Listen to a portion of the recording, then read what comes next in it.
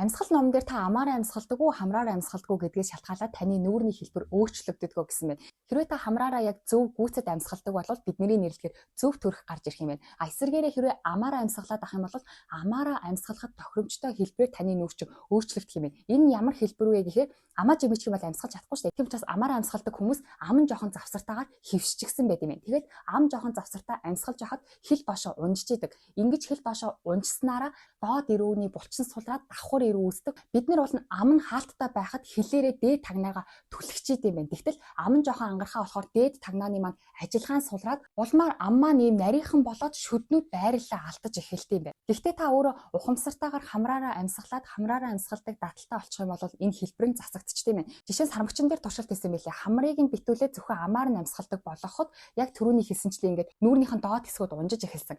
Дараа нь хамрыг нь онгойлгоход 6 сарын дараа тэр сармагчингуудын нүүр нь буцаад зөв төрхөндөө орж исэн. Бас бодит хүний жишээ бичсэн байсан шүд мүдэн юм нөгөө хамраар амьсгалсараагаад буруу хэлбэрт орсон хүүхдийг хамраар нь зөв амьсгалах дасгал хийлгүүлээд 2 жилийн дараа бол ямар ч шүд мүдний эмчт очоогүй байсан ч гэсэн шүд мүдэн буцаад зөв байрлалдаа орж нүүр нь зөв төрхтөө босоо гэж бичсэн байлээ. Тийм болохоор дотоод эрүүл мэндэ ботсон ч гэсэн гадаад үзмжээ ботсон ч гэсэн заавал хамраар амьсгалах хэрэгтэй юм шүү.